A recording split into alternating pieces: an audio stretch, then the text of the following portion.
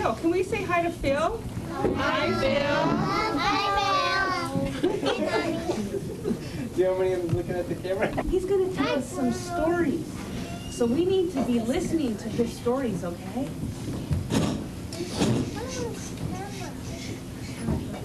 Taku Kariyaho? Does anybody know what I said? I do. Taku Kariyaho? About no carpet. I said, are you guys all ready? Are you all ready to hear some stories today? Yeah. Well, good. I like good. Wow. Not okay. Thank you. Now this is William Phil Albers Jr. I said my name is Phil Albers Jr.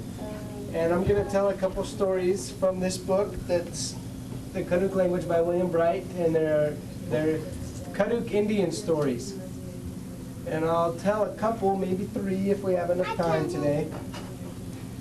And I just want to make sure you guys are all ready to hear some stories, and I'm sure you know how to be very good listeners. Right? But you're listening.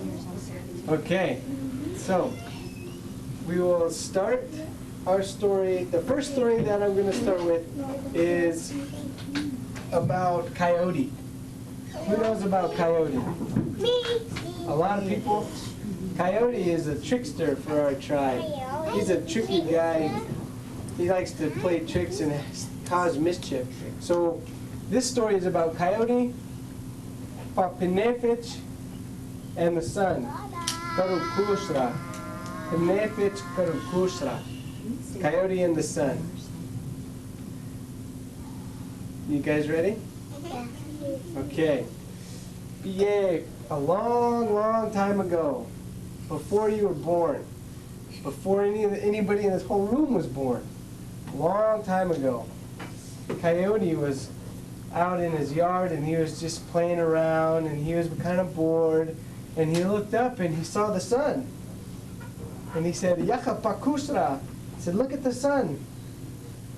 Tanu Musti, I see you. That's what he told the sun. And the sun came up over the mountain. And the Coyote, he said, I'm going to go get the sun. I want to touch the sun.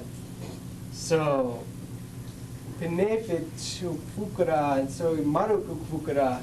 So Coyote goes up the hill and he's walking and hiking all the way, and he sees the sun way up in the sky. And Coyote just keeps hiking and hiking, and he gets up to the top of the mountain, and he's on the top of the mountain and he looks, but the sun's not there. It's on the next mountain. So Coyote says, oh, I missed it. I got the wrong one. So he climbs and hikes all the way down the hill, back down the hill to the bottom, and he sees the sun on top of the mountain. He said, oh, okay, I see him this time. I'll go up there. So that Coyote hiked up the sun again, and he hiked up the mountain. And he hiked and hiked all the way up the mountain, and he got to the top of the mountain. And guess what? The sun wasn't there again. The sun was on the next mountain. And the Coyote said, I have to climb the next mountain to get to the sun. He said, well, that's okay. I really want to touch the sun. So he climbed and hiked all the way back down the mountain again, all the way to the bottom. And he looks all the way to the top of the mountain, way up high, and the sun is right there. And he says, this time, this is the biggest mountain, the highest mountain. So I'm going to climb all the way to the top, and then I can touch the sun.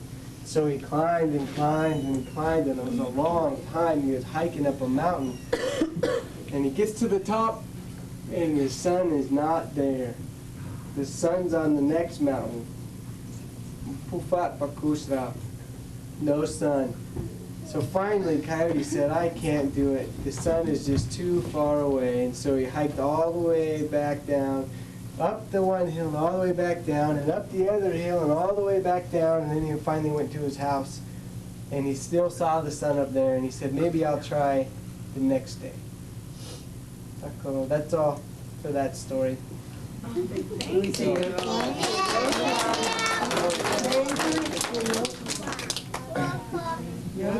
Good job, Brian. This other story is, it's about horsefly that I'm going to tell. Does anybody here know what the stick game is? Yeah. Our stick game that our tribe used to play, the Karuk tribe used to play. It's a stick game where there's different people on a different team. There's 3 people on each team, and they have a stick, and they try to get in the goal, and they're running. They get to wrestle and tackle each other down. And it's mainly for the boys. Only the boys played this game. But they got to play and have all kinds of fun. So try to imagine that when you listen to the story. And it's a story about horsefly and lightning. Do you guys know what lightning is? Yeah. Hey. You see lightning, huh? And also it's big letter we saw lightning in front of. Yeah, there's a lot of lightning. And this story is about horseflies and lightning. So, horsefly went to go play the stick game. And he was going to go play, and lightning was going to play too. They were going to play a stick game against each other. And the horsefly showed up, and he was tough. He was mean. He had war paint on his face. He had paint right on his face to make him look mean and tough. And lightning saw that. And they said, "Hey, where did you get that paint?" And the horsefly said, "Oh, I'll tell you after the game." So they played, and they played for a long time, and they were wrestling each other around and throwing them down and trying to score goals. And they'd have to face off, get down here like this and get ready to play. Start out like this. And they played, and finally at the end of the game, and they all had a good time, and they all had fun, and nobody got hurt. The lightning said, "Okay, the game's over.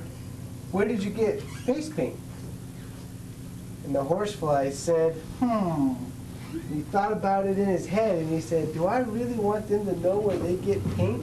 Because if they get paint, then I won't be the only one with paint." So he thought about it, and he thought about it. And he decided, "I'll tell them. I know what I'll say." So he went to the lightning, and he said, "Lightning, I got my paint from the trees." And they said, "Oh, okay." And so the lightning, everybody went home, and the next day they were going to play stick game again. And the lightning said, "We have to get our own paint this time." So the lightning went around too, and they were looking, and they saw a tree, and they said, "Hey, that's a nice tree. I bet you that one has paint in it." So they went down there, and they grabbed the tree, and they broke it right open. And the lightning looked in there, and they said, "Hey, there's no paint. There's no paint for this in this tree." So they left it there, and they went and they looked, and they said, "Let's try this tree. It's a little bit different." So the lightning came down and grabbed that tree and ripped it right open. And they said, "Hey, there's still no paint." And so they went to the stick game, and the horsefly, he had his paint on again, and he looked even meaner this time. He was mean. He had paint all over. He wanted to play some games. And the lightning said, "Hey, why did you got more paint and we didn't get any paint?" And the horsefly said, "I don't know. I'll tell you after the game." So they played again, and they were playing and wrestling all around and trying to score goals into each other, and they had a good time. And then, after the game, the horsefly was standing there, and the lightning came over and said, "Now where did you get the paint from?" And the horsefly said, he thought to himself again in his head, and he said, "I told them the trees last time. I know what I'll say." And so he told the lightning, he said, "No, I got it only from trees, and that's the only place I got my paint." And so the lightning said, "Oh, okay, are you sure?" And the horsefly said, "Yes, I'm sure." So the horsefly went to his house, and the lightning went home, and the next day they were going to play stick game again. Those are some lucky people. They get to keep playing all the time. And lightning said, "This time we have to get paint. We have to have that paint and be mean and tough." And so they went to the next tree, and this time you could hear it. The lightning came down, crash! And it broke that tree right open, and they said, "There's got to be paint in this great big oak tree." There was no paint. There was no paint in the tree again. So the lightning went running around again, and they were looking, and they saw a great, huge, big redwood tree. They went all the way out to the coast by the ocean, in this big redwood tree. And all of a sudden they hear it. They said, this time we're going to go and we're going to break that tree right open and catch all that paint. And they heard it again. Boom! And all the thunder was around. And then one again, crash! The lightning grabbed that tree and just ripped it right open. Just broke it everywhere. But there was no paint. And so they went back to the stick game and they didn't have no paint on.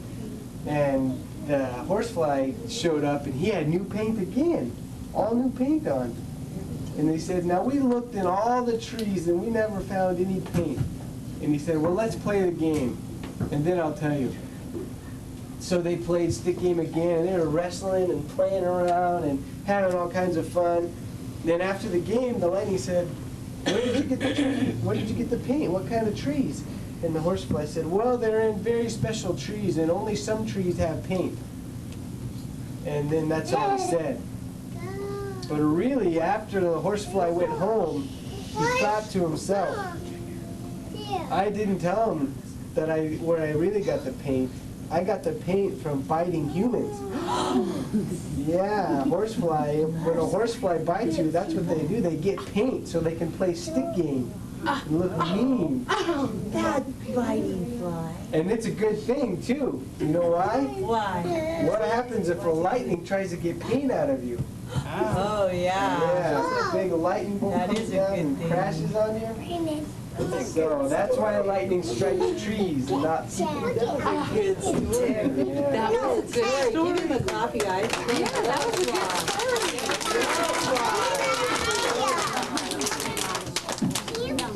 got one more. All right. And now I have Paikitsita. Hi, kid, Tita. Paikitsita. One. And one more story. Hi, the one story. You guys want to hear one more story? Yes. Okay. This story is about egg. Oh, yeah. Has anybody ever heard of that? Egg. Say it again. Egg. Egg. Egg. Well, we'll listen to the story and see if anybody can guess it. So, long time ago, okay, all the little wild animals, all the wild animals that are living, it was the fall time, like it is now. It was the season. All the acorns were falling, all the berries were ripe, and everything was time to start getting ready for the winter time. It's getting cold. So all the little wild animals, they all start gathering food, and they pick up their acorns, and they got them all, and they're putting them in their baskets. And pretty soon they got all their food and they said, oh, we need to put it someplace to save it for the wintertime. So all the wild animals said, okay, we'll put it all over here. And so they all went and gathered, and all the wild animals stored all their food in all the same place. So all the animals had their acorns and their nuts and roots and berries and everything, and fish and deer meat, and they put it all in one place. And then they said, all of them were there, and they said, who's going to watch our food all this time until wintertime? And they thought, and they asked, and they said, what about you, Seed?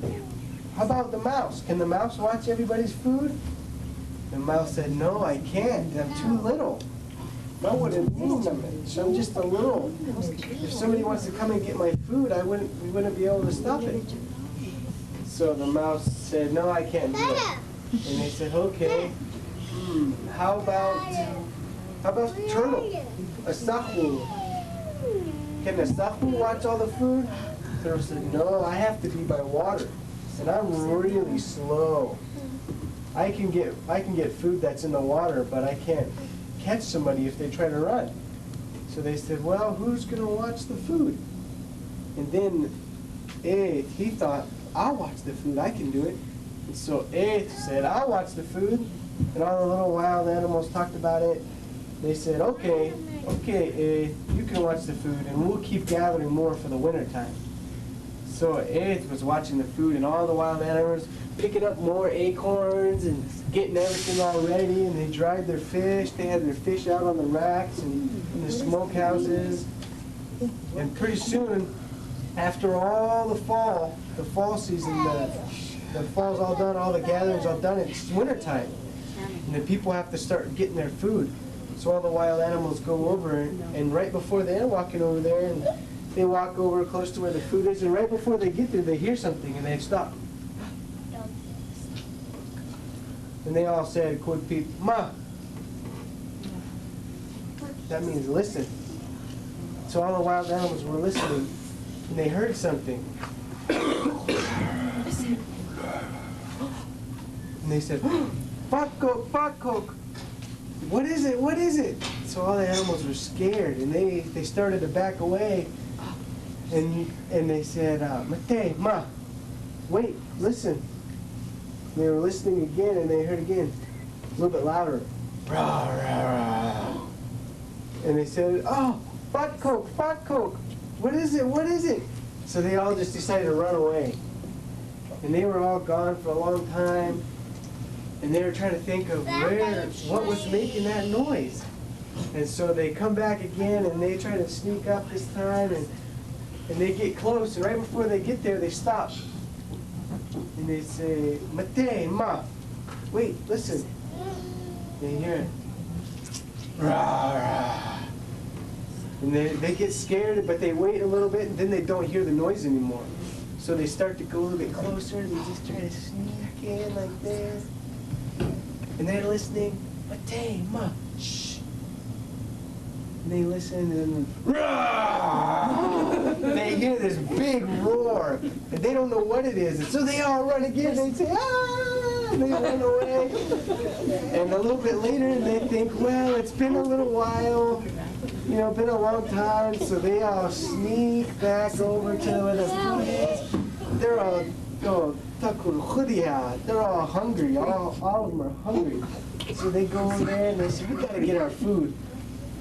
And they sneak over there and they say, "Mate, ma." They're all listening. They don't hear anything this time. So they come around, they're listening. "Hey, ma." They don't hear anything. They go a little bit more and they peek through the bushes and they hear, "Rah!" They peek in there, and then guess what they saw? They saw Ed. Ed was making the noise. And what happened is when they all came out and said, "Hey, why are you trying to scare us?" And Ed, Pip, he said, "I tried to scare you because I ate all the food by myself.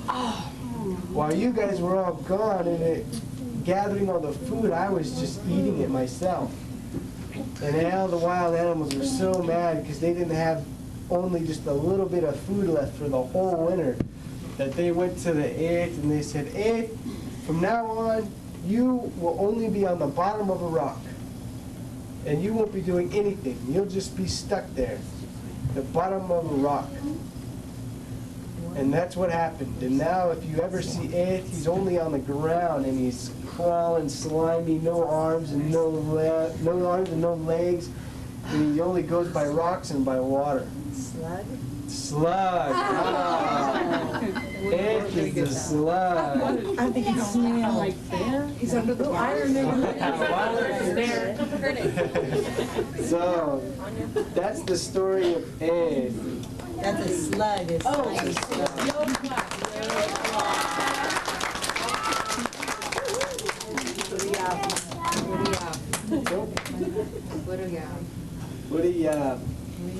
So that's all. The three stories I told was Coyote, Karuk Headstart, and Horsefly and Lightning, and the story of Ed. Can you guys tell him so long in Karuk? How do you say it in Karuk? Say it loud. Then you can say Woodiya Fanimahing. Oh, Nicholas. Good job.